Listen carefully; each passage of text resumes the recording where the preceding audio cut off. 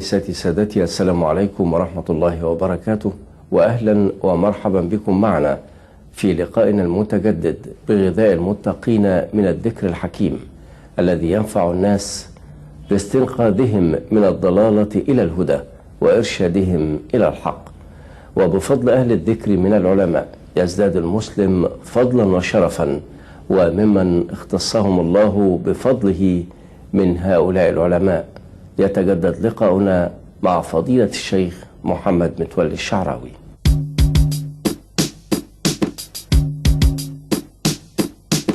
الحق سبحانه وتعالى أولا لله آيات كثيرة، فيها آيات كونية، آيات عجائب في الكون، ومن آياته الليل والنهار، ومن آياته الشمس والقمر، ومن آياته أنك ترى الأرض خاشعة فإذا أنزلنا عليها الماء اهتزت. الله، دي آيات أشياء عجيبة. معنى شيء عجيب يعني كان يجب أن ينبهكم، وخصوصا أنه شيء عجيب ونافع لكم في حياتكم ولم يدعها أحد. ما حدش ادعى انه لا خلق السماء ولا خلق الارض ولا دين ابدا. ولذلك كل ما يقول فإن سألتهم من خلق السماوات والارض يقولون ما فيش حد ادعاه. ولئن سألتهم من خلقهم لا يقولون الله، ولئن سألتهم من انزل من السماء ماء لا يقولون الله. الله، يبقى كل حاجه اشياء لم تدعى، مع ان الذين يلحدون يدعون ما ليس لهم، ودي ما حدش جه ناحيتها ابدا. ليه؟ لأن الإنسان الأول وهو آدم جاء عليها ولم تجي عليه، يعني خلق له قبل ما يخلقه. فبس فتح عينيه لا ما فيش حد ادعى. يبقى دي الآيات الإيه؟ آيات كونية. بس فيه من الآيات الكونية بقى العقل اللي كان معاصر لنزول القرآن ما يطيقهاش. كيف؟ يقوم إيه؟ يجيبها كده ملفوفة شوية. ليه؟ عشان لو قالها يقول لك شوف يا اخويا الكلام ده، ينصرفوا عن اصل الدعوه. ده القران جاي كتاب منهج وكتاب هدايه، يقوم يدخلهم في كونيات عقلهم مش مستوعبه، ينصرفوا عن الكل. ولذلك ما لكن هو بعدين يقول ايه؟ سأريكم آياتي. سأريكم آياتي. الاشياء اللي انتم كنتوا واقفين فيها زمان انا هوريها لكم. يعني مثلا كان يقدر يجي يقول للعرب ان الارض كره؟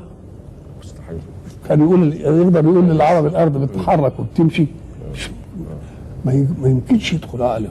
يقوم ديا اللي هي مش ضروري يفهموها. ليه؟ لان الارض كونها بتكره وكونها بتجري وكون مش عارف ايه بتنفعهم وان لم يفهموا معناها. فوجود الشيء وان لم افهمه استفيد انا منه. الام اللي قاعد في الريف ده بيمسك التلفزيون ويقعد يعمل بتاع كده، تيجي الموجة، انما يعرف ليش معنى يعني لما عمل كده جت بيعرف. اذا فعدم علمك بالنافع ما بيأثرش على نفعك. يقوم دي ما يجيبهاش دلوقتي، يسيبك تنتفع بها ما تشككش في حاجات تانية. وبعد ذلك لما عقلك يبقى كويس نقدر ايه يقول مثلا سبحانه وتعالى جعل الليل والنهار خلفة. خلفة يعني واحد يخلف الثاني. طب هو دلوقتي بنشوف النهار بيجي ليل، يبقى الليل خلف نهارنا ونهارنا خلفه ليل. طب في الاول ما دام جعل الليل والنهار خلفة في اول خلق. طب اول خلق ازاي يبقى كل منهم خلفة؟ ده اول خلق. ان كان الله خلق الشمس مواجهة للارض يبقى النهار هيجي يتوجد الاول ثم تغيب فيجي الليل. طب وكان خلقها غير مواجهة يجي الليل وبعدين يجي النهار. لكن هو بيقول كل واحد منهم خلفه. هذا لا يتأتى إلا إذا كانت الأرض كرة.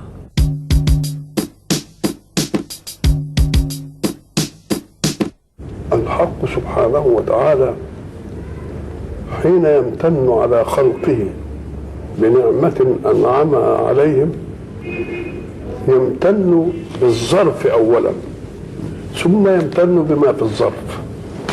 فإذا قال الحق لله ملك السماوات والأرض، والسماء والأرض دي ظرف لخيرات كثيرة. فيقول آية تانية يقول له ما في السماوات وما في الأرض. يبقى في حاجتين اثنين، ظرف هو السماوات والأرض ومظروف فيه وهو الخيرات التي تستجد وتهبط علينا من كل نوع.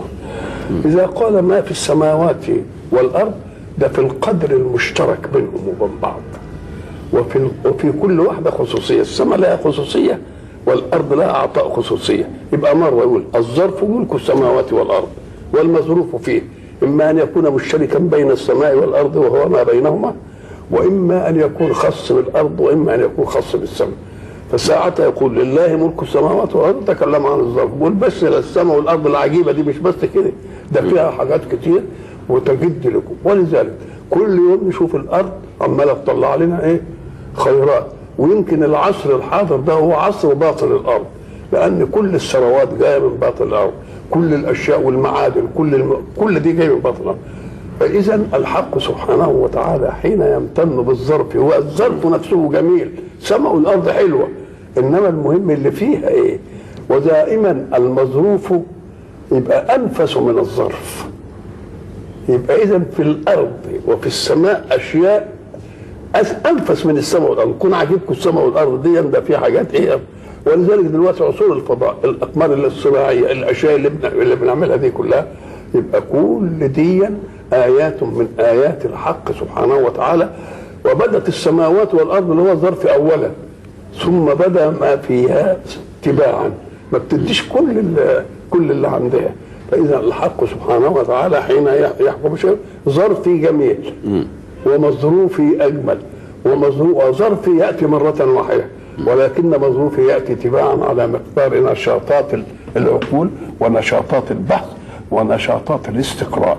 واذا ما نظرنا الى شيء نجد ان السماء بجرماء السماوات السبع والارض، وبعدين بينهما الجو المشترك اللي هو نشوف فيه عجائب.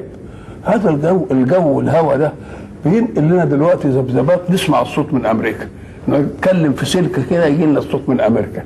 والعجيب ان السيالات التي تلنا مثلا باللاسلكي، اذا واحد يسمعها هنا والثاني يسمعها بالعكس والثالث يسمعها بالعكس. انا بشوف شاشه التلفزيون الاقي الاشعه جايبه لي الحركه من هنا، والتلفزيون المقابل ليا برضه الاشعه راحاله.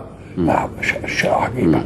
فبيقول لو اننا تفكرنا تفكيرا جيدا يروعنا السماوات والارض في ذاتها، ثم بعد ذلك تأتي نشاطاتنا في الحياة فنستنبط ما في الأرض ونستنبط بعض ما، حتى إذا أخذت الأرض زخرفها وزينت وظن أهلها أنهم قادرون عليها أتاها أمرنا ليلا أو كأن لم تغن بالأمس.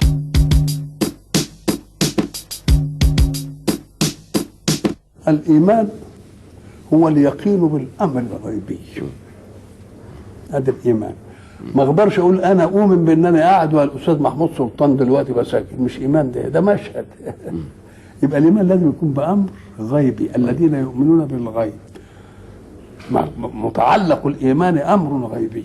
انما الامر المشهود ده مش عايز الحس، ليس مع العين عين. يبقى الايمان الاعتقاد بامر غيبي. طب الامر الغيبي دي ايه؟ اما ان تستدل عليه الدليل من الوجود كالوجود الأعلى، الله غيب، استدللت عليه بصنعته العجيبة دي اللي ما حدش ادعاها. أو أعلم منه بقى، يقول لي اعمل كذا واعمل كذا واعمل كذا. طب أمال العقل ده إيه؟ أم قال لك عقلك ده تضرب بيه في الحياة، لأنك أنت حتى وإن كنت مش مؤمن بإله هتشتغل وتزرع وتشوف لك صالحة تاكل منها عيش. يبقى شو عمل جوارحك ده أنت تعمله ولو لم تكن مؤمن. امال اللي انا هاخده من ربنا ايه؟ اللي هتاخده من ربنا انك انت عملك انت بيديك الحياه دي بس، انما التكليف من الله هيديك حياه ثانيه فيها ايه؟ خلود. ولذلك يقول الحق سبحانه وتعالى استجيبوا لله وللرسول اذا دعاكم لما يحييكم. الله ده هو بيخاطبهم، يبقوا احياء ولا مش احياء؟ يبقى في حياه ثانيه، ما تنغرش بالحياه دي كده هتنتهي، بس في حياه ثانيه بقى ما تموتش بقى بعض. ادي الحياه اللي ايه.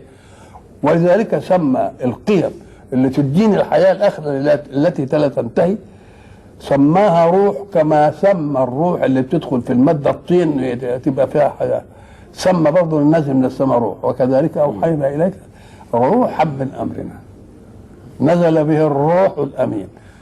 بقى بتاع الماده نفخنا فيه من روحنا عشان تبقى تحيا وتنشا، انما بتاع القيم بقى اسمها الروح الامين. ليه؟ لانها هتديني حياه اكتر من الحياه بتاعت الايه؟ لأن حياة المادة إلى نهاية دائما، ولكن حياة الروح خالدة وباقية.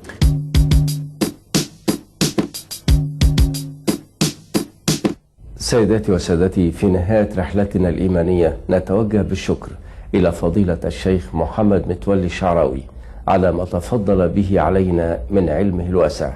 نسأل الله أن نلتقي دائما على خير وبركة، وحتى ذلك الحين نستودعكم الله، والسلام عليكم ورحمة الله وبركاته.